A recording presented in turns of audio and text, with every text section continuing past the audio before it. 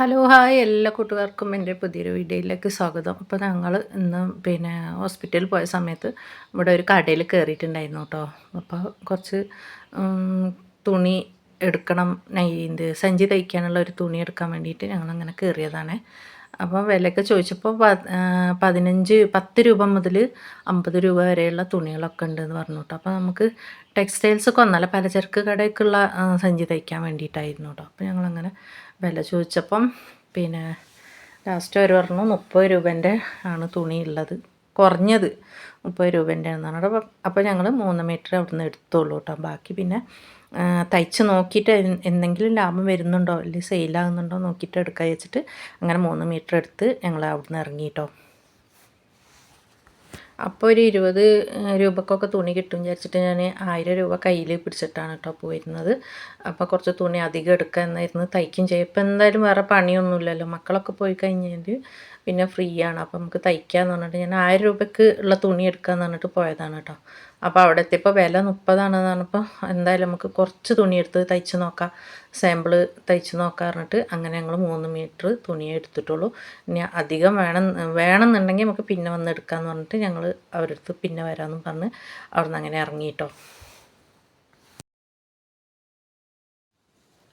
അപ്പം നമ്മൾ തയ്ച്ച സഞ്ചിയാണ് കേട്ടോ അത്.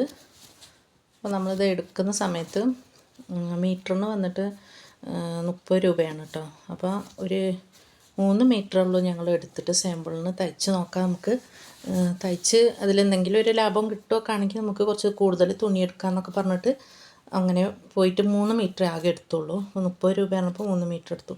അപ്പോൾ കൊണ്ടുവന്ന് ഇപ്പോൾ ഏകദേശം നമുക്കിപ്പോൾ കുറച്ച് സാധനങ്ങളൊക്കെ കൊണ്ടാകാൻ പാകത്തിന് വേണമല്ലോ. അപ്പം അങ്ങനെ ഒരു സഞ്ചീൻ്റെ അളവിൽ ഞാൻ മുറിച്ചതാട്ടോ. അപ്പോൾ 1 മീറ്ററിൽ വന്നിട്ട് 4 സഞ്ചിയാണ് കിട്ടിയത്.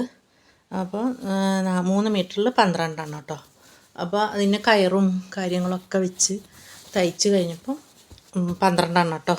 അപ്പോൾ അതിൽ ബാലൻസ് വരുന്നത് ഇത്രയേ പീസുകളുള്ളൂ, ഇതുള്ളൂ കേട്ടോ. അപ്പോൾ പൈസ കണക്ക് കൂട്ടിയ സമയത്ത് ഇപ്പോൾ നമ്മൾ പുറത്ത് കടയിൽ ഹോൾസെയിലൊക്കെ ആയിട്ട് ഇങ്ങനെ സഞ്ചികൾ കൊടുക്കുകയാണെങ്കിൽ നമ്മളെ അടുത്ത് നിന്ന് അവരെടുക്കുക 8 രൂപ അല്ലെങ്കിൽ 7 അങ്ങനെയൊക്കെ ഉള്ളൂ കേട്ടോ എടുക്കുക. അപ്പോൾ 8 രൂപക്ക് എടുത്താൽ തന്നെ നമുക്കതിൽ ഒരു മീറ്ററിൽ നമുക്ക് ആകെ 2 രൂപയുള്ളൂ കേട്ടോ ലാഭം കിട്ടുന്നത്.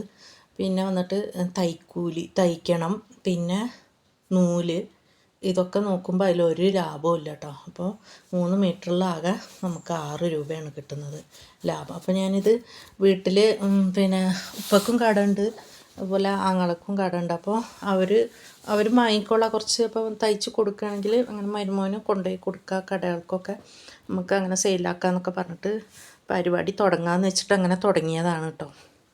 അപ്പം ഞാൻ ഇതിൻ്റെ വീഡിയോ എടുത്തിട്ട് ഇടണം എന്നുണ്ടായിരുന്നു. പക്ഷേ ഇനി തയ്ച്ച് അപ്പോൾ നമ്മൾ നെയ്റ്റിയൊക്കെ സ്റ്റാർട്ടിങ്ങിലേ പറഞ്ഞത് കണ്ട് എന്താണെന്നറിയില്ല. അപ്പോൾ നമുക്ക് അതൊന്നും നല്ല സെയിലാകുന്നോ കാര്യങ്ങളോ ഒന്നും ഇല്ലല്ലോ. അപ്പോൾ നമ്മൾ എന്ത് ചെയ്യുകയാണെങ്കിലും ഫസ്റ്റായിട്ട് പറയണ്ട, അപ്പോൾ സക്സസ് ആവുകയാണെങ്കിൽ പറയാമല്ലോ എന്നുള്ളൊരു കണ്ടീഷനിൽ അങ്ങനെ പറയാണ്ട് നിന്നതാണ് കേട്ടോ.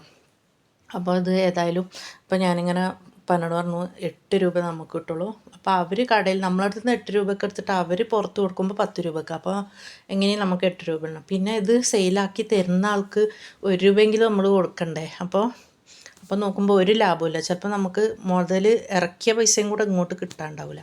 അപ്പോൾ അതുകൊണ്ട് അത് വേണ്ട വെച്ചപ്പോൾ നമ്മൾ 30 രൂപ എന്നുള്ളത് 20 രൂപയ്ക്ക് തുണി കിട്ടുകയാണെങ്കിൽ പോലും ഒരു 10 രൂപ കിട്ടും കേട്ടോ. അപ്പോൾ അതുകൊണ്ട് ഇത് വേണ്ട വെച്ചപ്പോൾ ഇത് എടുക്കണ്ട.